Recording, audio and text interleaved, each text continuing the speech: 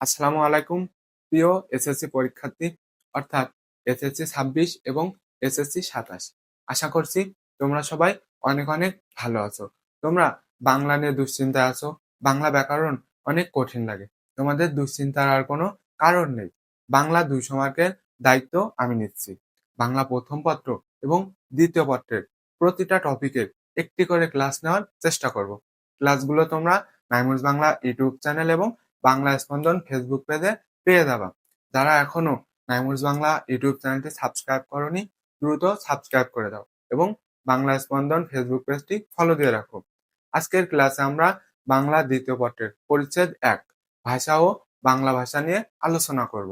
এই টপিকটা SSC board পরীক্ষার জন্য খুবই গুরুত্বপূর্ণ, কারণ এখান থেকে এসএসসি বোর্ড পরীক্ষায় একটা এমসিকিউ মাস্ট কমন আসবেই, মানে আসবেই। তাহলে বুঝতে পারছো এই টপিকটা কতটা গুরুত্বপূর্ণ। তোমার কাজ হবে ক্লাসটি মনোযোগ সহকারে দেখা আর খাতায় সুন্দর করে নোট করে নেওয়া। তাছাড়া তোমার আর কোনো কাজ নেই। এতটুকু করলেই তুমি একটা এমসিকিউ কমন পাবা আর পরীক্ষার আগের দিন রিভাইজ করে পরীক্ষা দিতে চলে যাবা। তাহলে চলো আমরা ক্লাসটি শুরু করি। ফার্স্টে আমরা ভাষা নিয়ে আলোচনা করব। ভাষা খেতে হয় নাকি শরীরে মাখতে হয় সেসব বিষয় ভালোভাবে জানবো। ভাষা জানার আগে ফার্স্টে আমরা জানবো ধ্বনি। ধ্বনি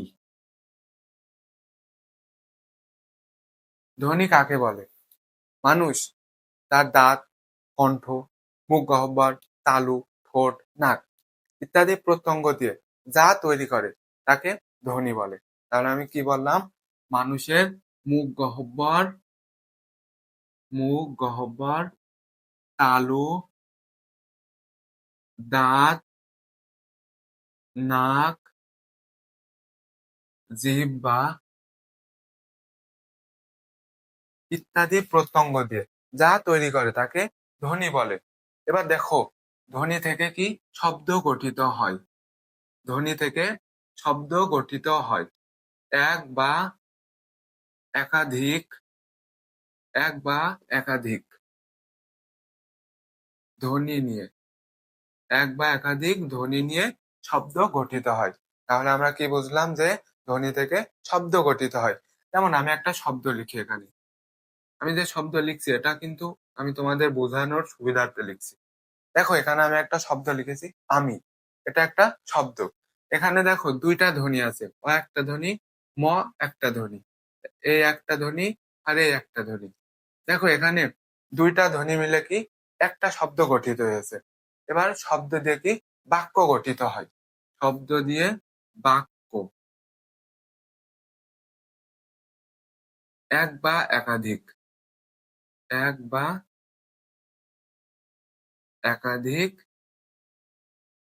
শব্দ নিয়ে বাক্য গঠিত হয়। আমি কি বললাম যে শব্দ কি আমি। দেখো আমি এটা পরিপূর্ণ করে দিচ্ছি। আমি তোমাকে ভালোবাসি। আমি তোমাকে ভালোবাসি। আমি একটা শব্দ, তোমাকে একটা শব্দ, ভালোবাসি একটা শব্দ। তিনটা শব্দ নিয়ে কি একটা বাক্য গঠিত হয়েছে। এটা হচ্ছে কি বাক্য। বাক্য থেকে ভাষা গঠিত হয়।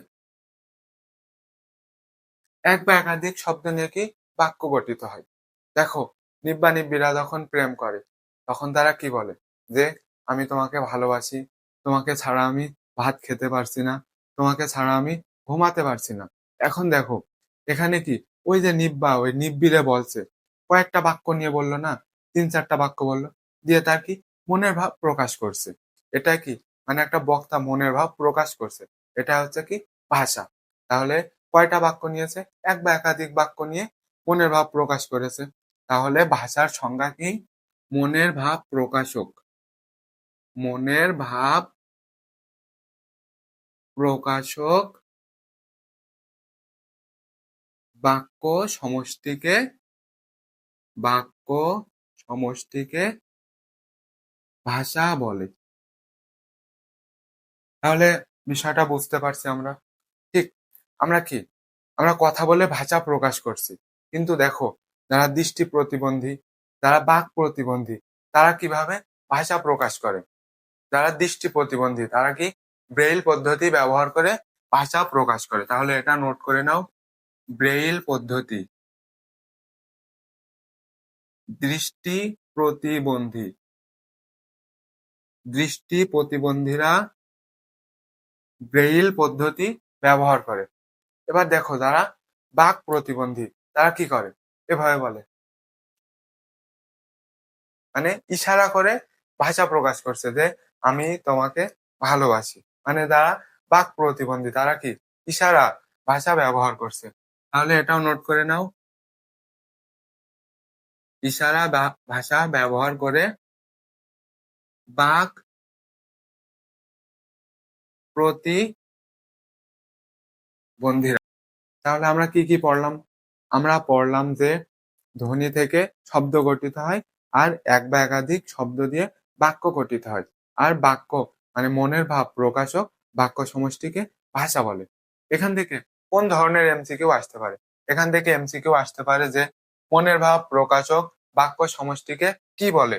এটা অনেক বেশি গুরুত্বপূর্ণ, অনেক বোর্ডে আসতে দেখা গেছে। তারপরে দৃষ্টি প্রতিবন্ধীরা কোন ভাষা পদ্ধতি ব্যবহার করে বা তারা কোন মাধ্যমে ভাষা প্রকাশ করে? আরেকটা সবচেয়ে বেশি গুরুত্বপূর্ণ, সবচেয়ে বেশি মানে এটা আমি 100 স্টার দিয়ে রাখছি, যে ভাষার ক্ষুদ্রতম একক কি? ভাষার ক্ষুদ্রতম একক কি? অথবা ভাষার মৌলিক উপাদান কি? মৌলিক উপাদান কি? এই প্রশ্নটা মানে এসএসসি বোর্ড পরীক্ষায় অনেকবার আসতে দেখা গেছে। এটা সবচেয়ে বেশি গুরুত্বপূর্ণ। ভাষার ক্ষুদ্রতম একক হচ্ছে ধ্বনি, ভাষার মৌলিক উপাদান হচ্ছে ধ্বনি। তাহলে বুঝতে পারছো কোন ধরনের এমসিকিউ আসতে পারবে। তাহলে চলো আমরা নেক্সট টপিক নিয়ে আলোচনা করি। নেক্সট টপিক হচ্ছে বাংলা ভাষা। বাঙালি জনগোষ্ঠী যে ভাষায় কথা বলে তাকে বাংলা ভাষা বলে। পৃথিবীতে ৩০ কোটি মানুষের মুখের ভাষা বাংলা। তাহলে আমাদের মনে রাখতে হবে পৃথিবীতে কত কোটি মানুষের মুখের ভাষা বাংলা? ৩০ কোটি মানুষের মুখের ভাষা বাংলা। বাংলাদেশে ১৬ কোটি মানুষ বাংলা ভাষায় কথা বলে। ভারতের পশ্চিমবঙ্গে ১০ কোটি মানুষ বাংলা ভাষায় কথা বলে। ত্রিপুরা, বিহার, ওড়িশা, ঝাড়খণ্ড এই কয়টি রাজ্যে ৩ কোটি মানুষের মুখের ভাষা বাংলা। এছাড়া পৃথিবীর অন্যান্য দেশে ১ কোটি মানুষ বাংলা ভাষায় কথা বলে। তাহলে আমাদের সবচেয়ে বেশি যেটা মনে রাখতে হবে সেটা হচ্ছে পৃথিবীতে ৩০ কোটি মানুষ বাংলা ভাষায় কথা বলে। এটা সবচেয়ে বেশি গুরুত্বপূর্ণ। এরপর দেখো বাংলাদেশে আছে ১৬ কোটি, আর ভারতের পশ্চিমবঙ্গে আছে ১০ কোটি। আসাম, ত্রিপুরা, বিহার, ওড়িশা এই রাজ্যগুলোতে আছে ৩ কোটি এবং পৃথিবীর অন্যান্য দেশে আছে ১ কোটি। এই মোট হচ্ছে ৩০ কোটি। বাংলা ভাষা থেকে চলো আমরা আরো কিছু তথ্য জেনে নিই। বাংলা ভাষার অবস্থান মানে মাতৃভাষী জনসংখ্যার ভিত্তিতে পৃথিবীতে বাংলা ভাষার অবস্থান কততম? বাংলা ভাষার অবস্থান হচ্ছে ষষ্ঠ, মানে বাংলা হচ্ছে পৃথিবীর ষষ্ঠ বৃহত্তম ভাষা। এরপর দেখো নিকটতম আত্মীয়। বাংলা ভাষার নিকটতম আত্মীয় হচ্ছে অহমিয়া, অহমিয়া ও ওড়িয়া। অহমিয়া ও ওড়িয়া। তারপর দেখো দাপ্তরিক ভাষা। ভারতের ভারতের ভারতের পশ্চিমবঙ্গ ও ত্রিপুরা রাজ্যের দাপ্তরিক ভাষা হচ্ছে বাংলা। তারপর দেখো বাংলা ভাষার লিখিত রূপের প্রাচীনতম নিদর্শন হচ্ছে চর্যাপদ। আমি বোর্ডে যেগুলো লিখেছি এগুলো অনেক গুরুত্বপূর্ণ, তোমরা সুন্দর করে নোট করে নাও। এবার চলো আমরা নেক্সট টপিকে যাই। এবার আমরা বাংলা ভাষার উৎপত্তি সম্পর্কে জানবো। বাংলা ভাষা কোথা থেকে এলো, বাংলা ভাষা কিভাবে এলো সেটা জানবো। ইন্দো ইউরোপীয় ভাষা পরিবারের বহু বিবর্তনের মাধ্যমে বাংলা ভাষায় পরিণত হয়েছে। আমরা জানি না ইন্দো ইউরোপীয় কি, ভাষা পরিবার কি, এটা জানি না। ভাষার উৎপত্তি মানে বাংলা ভাষার উৎপত্তি জানার আগে আমাদের জানতে হবে ভাষা পরিবার কি। চলো আমরা জেনে নিই। হেডলাইন দাও, ভাষা পরিবার।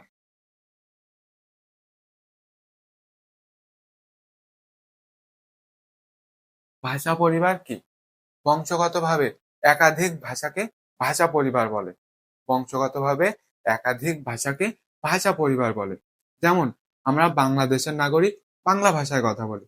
আমাদের পার্শ্ববর্তী দেশ ভারতের কলকাতার মানুষ বাংলা ভাষায় কথা বলে।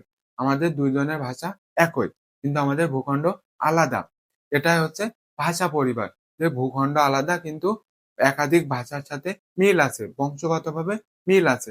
এটা হচ্ছে ভাষা পরিবার। পৃথিবীতে ১০০টিরও বেশি ভাষা পরিবার আছে। এরকম অনেকগুলো ভাষা পরিবারের নাম আমি লিখে দিচ্ছি। যেমন ইন্দো ইউরোপীয়, ইন্দো ইউরোপীয়, চীনা তিব্বতীয়, চীনা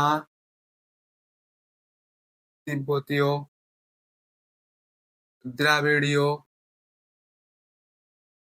সেমীয় হেমীয়,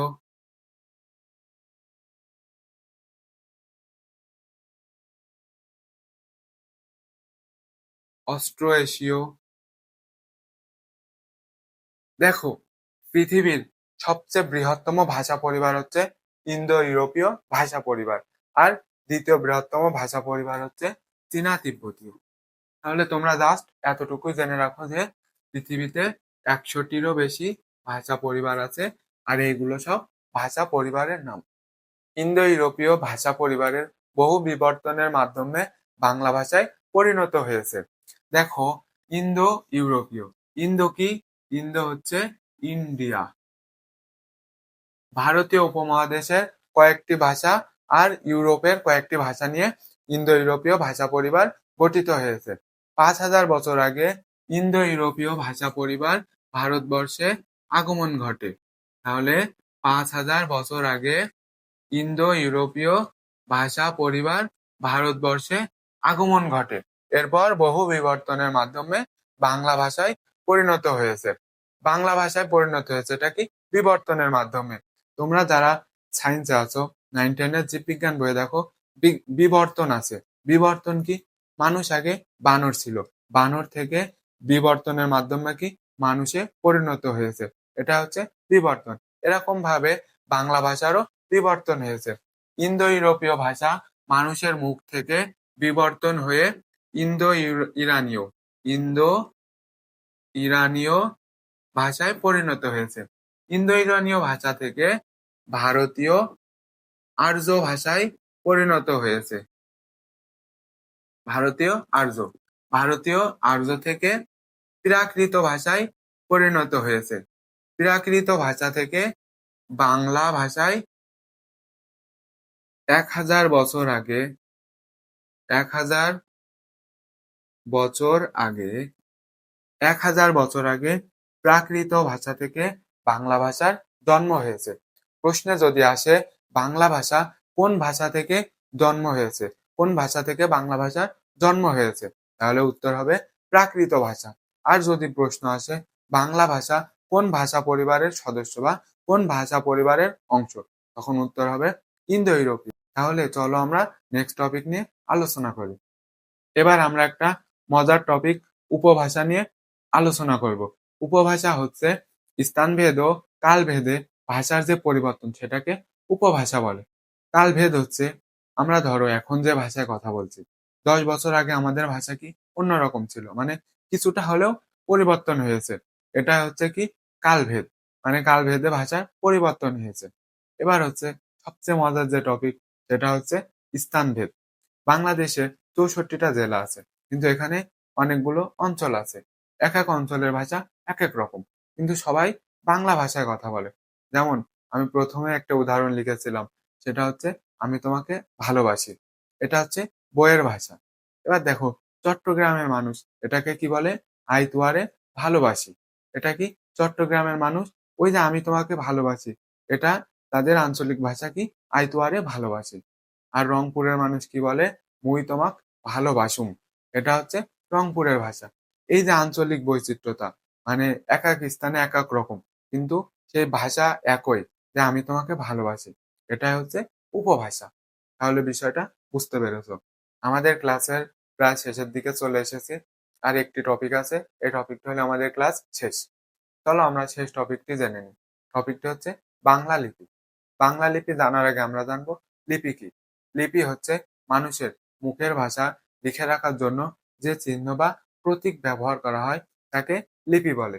লিপি অসংখ্য, যেমন বাংলা লিপি, ব্রাহ্মী লিপি, খরষ্টি লিপি, এরকম অসংখ্য লিপি আছে। তাহলে ফার্স্টে আমরা জেনে নিই বাংলা লিপি। বাংলা লিপি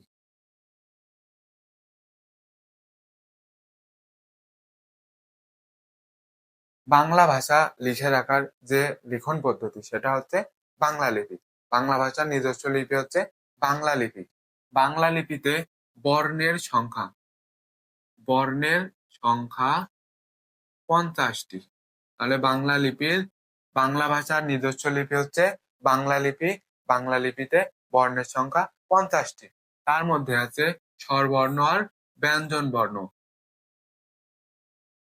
স্বরবর্ণ আর হচ্ছে ব্যঞ্জন বর্ণ। স্বরবর্ণ আছে 11টি আর হচ্ছে ব্যঞ্জন বর্ণ আছে 39টি। তাহলে আমরা বাংলা লিপি কি এটা জানলাম।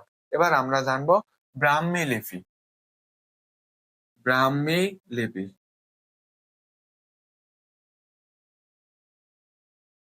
ব্রাহ্মী লিপি কি? প্রাচীন ভারতীয় উপমহাদেশের একটা লিখন পদ্ধতি হচ্ছে ব্রাহ্মী লিপি। প্রায় 2500 বছর আগে 2500 বছর আগে ব্রাহ্মী লিপির জন্ম হয়। তাহলে এটা লিখে রাখো যে 2500 বছর আগে ব্রাহ্মী লিপির জন্ম হয়। ব্রাহ্মী লিপির একটা শাখা হচ্ছে পূর্ব ভারতীয় শাখা। পূর্ব ভারতীয়। আর এই পূর্ব ভারতীয় শাখা দশম শতক পর্যন্ত দশম শতক পর্যন্ত কুটিল লিপি কুটিল লিপি নামে পরিচিত ছিল। তাহলে ভালো করে বুঝো, ব্রাহ্মী লিপির একটি শাখা হচ্ছে পূর্ব ভারতীয় শাখা। আর এই পূর্ব ভারতীয় শাখা দশম শতক পর্যন্ত কুটিল লিপি নামে পরিচিত ছিল। আর এই কুটিল লিপির বিবর্তিত বিবর্তিত রূপ হচ্ছে বাংলা লিপি। কুটিল লিপির বিবর্তিত রূপ হচ্ছে বাংলা লিপি। ধন্যবাদ সবাইকে। সবার আগে ক্লাস পেতে নাইমুস বাংলা ইউটিউব চ্যানেলটি সাবস্ক্রাইব করে রাখো। আর ক্লাসটি কেমন লাগলো তোমার অনুভূতি কমেন্টে জানিয়ে দিও। টাটা।